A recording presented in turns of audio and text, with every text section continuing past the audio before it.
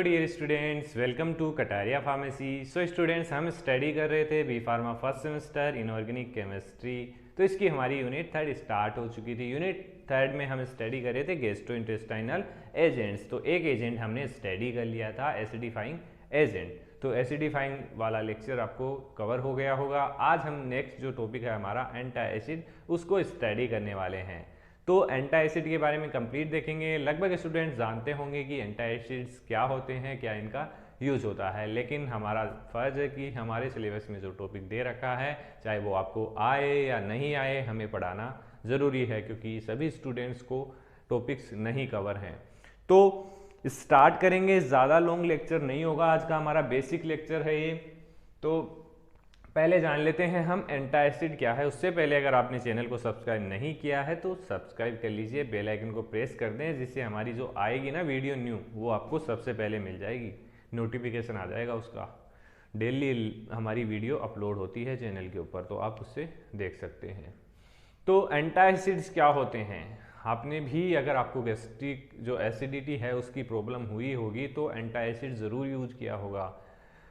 तो anti acid का example मैं बता देता हूँ। आपने इनो आप यूज़ किए होंगे, तो वही एंटी एसिड के रूप में यूज़ लिया जाता है। तो पहले ये पता होना चाहिए एंटी एसिड क्यों यूज़ कर रहे हैं हम। हमारे स्टोमक में ऐसी क्या प्रॉब्लम आ गई कि हमें एंटी एसिड्स की रिक्वायरमेंट हो गई।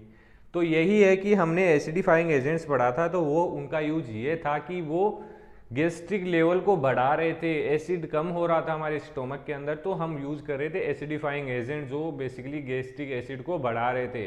अब वही बात है कि किसी चीज़ की कमी और किसी चीज़ की अधिकता बिल्कुल भी मतलब उसको बैलेंस होनी चाहिए। अगर उसमें डिफरेंस आ रहा है तो आपको लिए बेनिफिशियल नहीं है।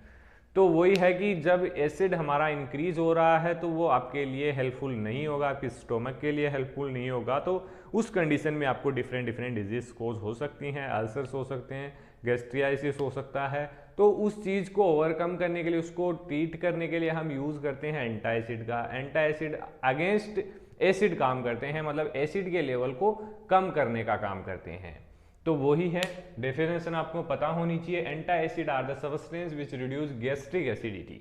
गैस्ट्रिक एसिडिटी मतलब कि गैस्ट्रिक जो हमारा स्टोमक है उसके अंदर HCl इंक्रीज हो रहा था, उसको कम करना है, तो हम इसलिए एंटी एसिड यूज करते हैं। Resulting an increase in the, कैसे होता है कि जो हमारा एंटी एसिड्स हैं वो pH को इंक्रीज करते हैं स्टोमक और ड्यूडेनम में, जिससे हमारी, जैसे वही बात है कि 1 से 14 होता है हमारा pH।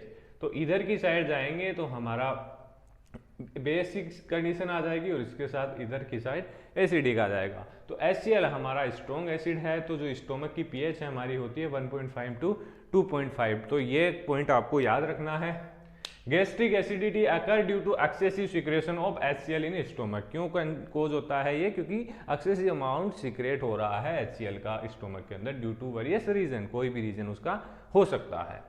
The pH of stomach is 1.5 to 2.5 when empty। जब हमारा स्टोमक एम्प्टी होता है तो उस कंडीशन में जो इसका pH होता है 1.5 to 2.5 होता है, मतलब बहुत ही ज़्यादा स्ट्रॉन्ग एसिडिक होगा। लेकिन जब हम फूड इंटेक करते हैं तो ये pH होता है 5 to 6 when food ingested, मतलब इंक्रीज हो जाता है। लेकिन अगर इस कंडीशन में भी हमारा जो pH है वो अधिक रहेगा, मतलब एसिड ज़्यादा रिलीज हो रहा है, तो उससे आपको डिफरेंट मतलब एसिडिटी कोज हो जाएगी, अल्सर्स, उसको डिफरेंट आगे की जो प्रोसेस होगी उसके मतलब एसिडिटी आपके हो रही है तो उससे आपको अल्सर्स कोज होगा। Low pH is due to the presence of endogenous HCl which is always present under physiological condition. pH कम किस लिए होगी, क्योंकि HCl उसके अंदर प्रेजेंट है स्टोमक के अंदर। When hyper acidity occur the result can range. अगर हाइपर एसिडिटी है स्टोमक के अंदर तो क्या क्या कोज हो सकता है, गैस्ट्रियासिस हो सकता है। गैस्ट्रियासिस एक सिंपल कॉमन सिम्टम्स है, इन्फ्लामेशन हो सकते हैं आपके स्टोमक के अंदर, उसके बाद उससे आपको अल्सर्स भी कोज हो सकते हैं। पेप्टिक अल्सर हो सकता है, इसोफेगल अल्सर हो सकता है, जो लोअर एंड होता है इसोफेगस का उसके अंदर। गैस्ट्रिक अल्सर आपको कोज हो सकता है स्टोमक के अंदर। ड्यूडेनल अल्सर हो सकता है। तो आप सभी को पता है अल्सर कितने पेनफुल होते हैं। तो अब देख लेते हैं हम ideal properties of anti acid की, कहाँ कहाँ इसका यूज किया जाता है, क्यों इसका यूज किया जाता है। तो सबसे पहले अल्सर हो गया आपके स्टोमक के अंदर, तो आपको पेन होने वाला है, तो उस पेन को रिलीफ करने के लिए हम एंटासिड्स का यूज़ करते हैं। गैस्ट्रिक एसिडिटी हो रही है तो एसिडिटी को कम करने के लिए हम इसका यूज़ कर सकते हैं। Higher dose given continuously can promote ulcer healing, मतलब इसका डोज हम कंटिन्यूसली लेते हैं तो ये अल्सर हीलिंग को प्रमोट करता है, जल्द से अल्सर को ठीक करता है। सुपीरियर टू H2 ब्लॉकर, ये H2 जो रिसेप्टर्स हैं हमारे उनको ब्लॉक करता है, जो बेसिकली एसिड के रिलीज में हेल्प करते हैं, HCl के रिलीज में, तो उनको ब्लॉक कर देगा तो जो अमाउंट है HCl का वो कम रिलीज होगा। It should not be absorbable और कोज एल्कलोसिस इन बॉडी, मतलब कि ये एब्जॉर्ब नहीं होता है, इफेक्टिव होते हैं, ये एब्जॉर्ब नहीं होगा तो क्या होगा, एल्कलोसिस कोज नहीं होगा, मतलब कि जो बेसिसिटी है वो नहीं बढ़ेगी बॉडी के अंदर, वो भी आपके लिए हेल्पफुल नहीं होगी। It should not liberate carbon dioxide, इसका एक और एडवांटेज है कि ये कार्बन डाइऑक्साइड रिलीज नहीं करता है, क्योंकि अगर कार्बन डाइऑक्साइड रिलीज होता है तो जो हमारा HCl है वो रीबाउंड हो जाता है और फिर से एसिडिटी इंक्रीज हो जाती है, तो इसको कोज हो जा मतलब इसको प्रोटेक्ट करता है। It should not interfere with food absorption, ये अगर फूड का एब्जॉर्प्शन हो रहा है तो उसमें ये इंटरफेयर नहीं होगा और फूड के एब्जॉर्प्शन में भी ये इंटरफेयर नहीं करने वाला है, तो बहुत ही हेल्पफुल है। It should not be laxative, और ये एज ए लेग्जेटिव वर्क नहीं करेगा, जिसके कारण आपको कॉन्स्टिपेशन की प्रॉब्लम भी फेस नहीं करनी पड़ेगी।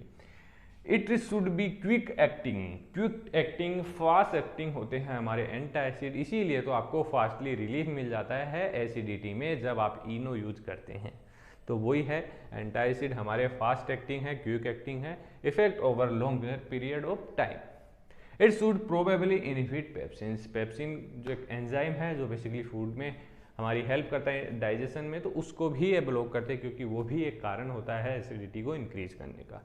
अब आगे टॉपिक है हमारा कॉम्बिनेशन ऑफ एंटासिड, तो जो हमारा एंटासिड होता है एक सिंपल कंपाउंड की फॉर्म में होता है, तो उस टाइम वो इतना इफेक्टिव नहीं होता है एज कम्पेयर टू वो कॉम्बिनेशन में अगर उसका हम यूज करते हैं। तो mostly antacid are use in combination because the single compound not suitable for fulfilling the requirement to be an ideal antacid, की एक सिंगल जो एंटासिड होता है उस वो सभी जो प्रॉपर्टीज हैं उनकी जो आइडियल प्रॉपर्टीज है उसको फॉलो नहीं करता है, तो इसके लिए हम इसको डिफरेंट कंपाउंड्स को कॉम्बिनेशन में हम देते हैं, जैसे magnesium and aluminium hydroxide, magnesium and calcium hydroxide, ये कुछ कंपाउंड्स है, एग्जांपल्स हैं जो बेसिकली एंटासिड के रूप में हम यूज करते हैं।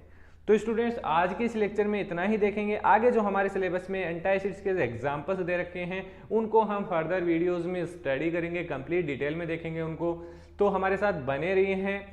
जल्द ही हम इस सब्जेक्ट को कंप्लीट करेंगे, देन सेकंड सेमेस्टर पे चलेंगे, कंटिन्यू रहेंगे 8 सेमेस्टर तक आपके साथ, तो आप भी हमारे साथ बने रहिए, हमारे साथ जुड़ जाइए। अगर आपने अभी तक चैनल को सब्सक्राइब नहीं किया है तो सब्सक्राइब कर दीजिए, टेलीग्राम ग्रुप ज्वाइन नहीं किया है तो टेलीग्राम ग्रुप जरूर ज्वाइन कर लीजिए, क्योंकि यहाँ जितना बेनिफिट हो रहा है वहाँ भी आपको होने वाला है। इसके अलावा इंस्टाग्राम पेज को भी फॉलो कर सकते हैं। तो मिलते हैं नेक्स्ट वीडियो में, धन्यवाद।